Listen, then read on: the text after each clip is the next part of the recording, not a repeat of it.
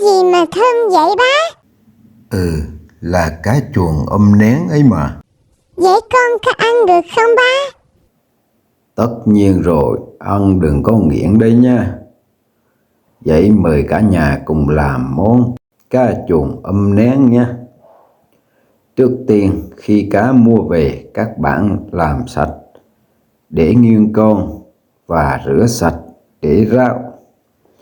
Sau đó chúng ta chuẩn bị một số nguyên liệu như là nén, hành,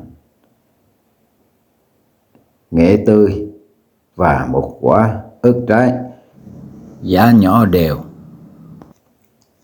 Trước khi ướp cá, chúng ta đổ tất cả nguyên liệu cùng gia vị làm hỗn hợp để ướp cá cho thấm và ngon nhé.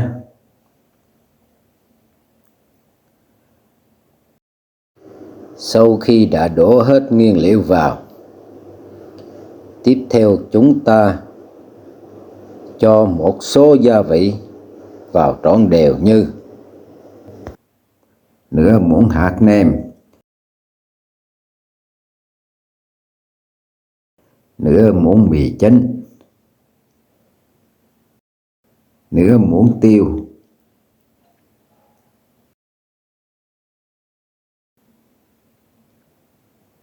và nửa muỗng nước mắm.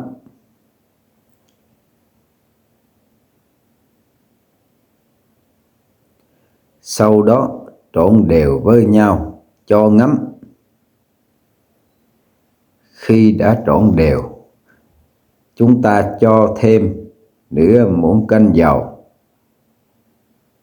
vào trộn nhằm mục đích để tạo sự gắn kết và thơm hơn. Khi xong, chúng ta bắt đầu ướp cá.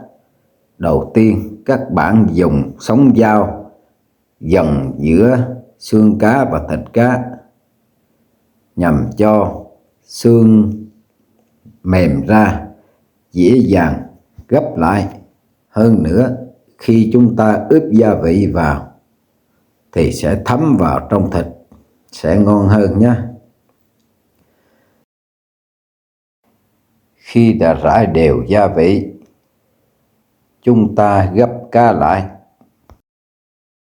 và dùng dây chuối để buộc nhằm mục đích không cho cá hả ra và rớt gia vị ra ngoài. Trong trường hợp không có dây, các bạn vẫn chiên được. Tuy nhiên chúng ta phải đè đũa xuống trong quá trình chiên.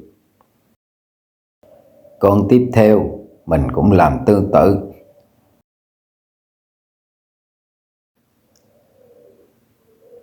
Các bạn chia sao cho nó phù hợp để cho hương vị thấm đều.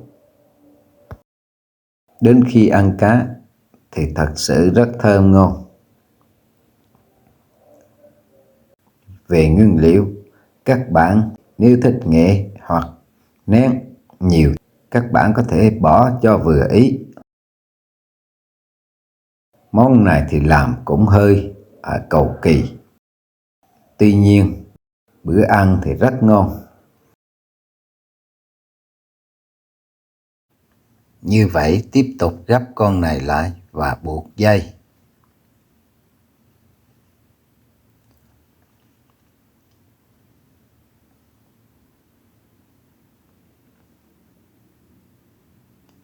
Bây giờ tiếp theo con thứ ba, chúng ta cũng tương tự. Đổ hết gia vị vào. Rải đều trên mặt cá.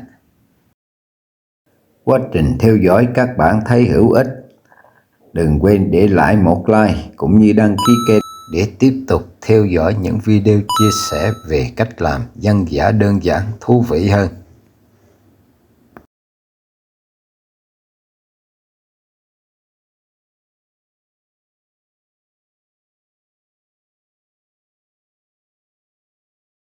Như vậy cũng đã hoàn thành quá trình ướp cá, trông rất xinh xắn. Công đoạn này, quá trình chúng ta đợi cá thấm tầm 10 phút. Các bạn cũng lấy lại cái tô và lúc này chúng ta hòa gia vị để chút nữa đổ vào âm.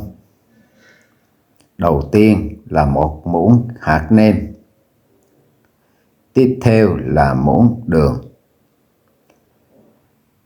sau đó là muỗng mì chính và nửa muỗng tiêu. Các bạn cho ít ớt bột tùy vào lượng cay, các bạn có thể cho nhiều hoặc ít. Và nửa muỗng nước màu để khi cá lên màu cho đẹp.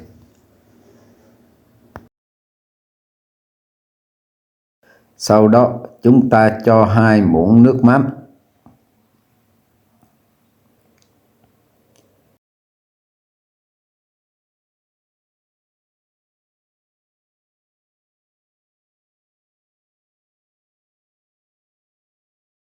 Rồi tiếp theo đổ nước sôi vào và hòa tan.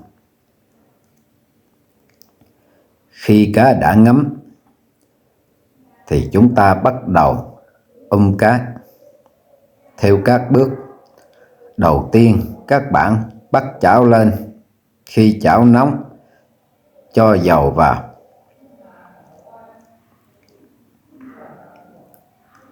Lúc này kiểm tra dầu đã nóng, chúng ta bỏ lần lượt cá vào chiên.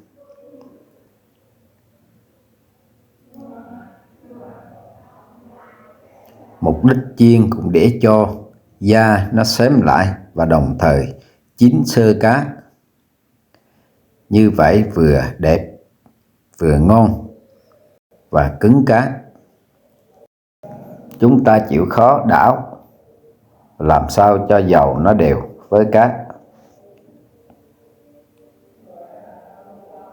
Khi cơ bản mặt này đã xém thì chúng ta tiếp tục lật sang bên kia để chiên tiếp.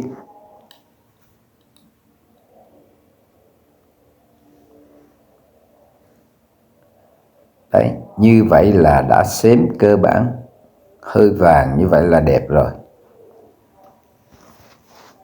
Rồi chúng ta tiếp tục chiên tương tự trong vài phút đến khi đã cơ bản xém đều hai mặt. Lúc này cá cũng trông rất đẹp. Lúc này chúng ta đổ tô nước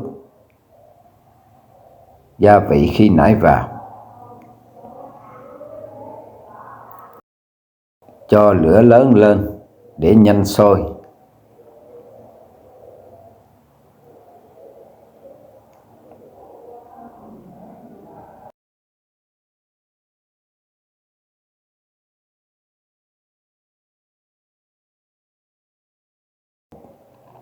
Khi nước đã sôi lên, lúc này chúng ta dùng nắp đậy lại nhằm giữ hương vị, đồng thời cho nhỏ lửa để riêu và Tầm vài phút sau, các bạn dỡ ra và lật lại để cá thấm đều hai mặt mới ngon.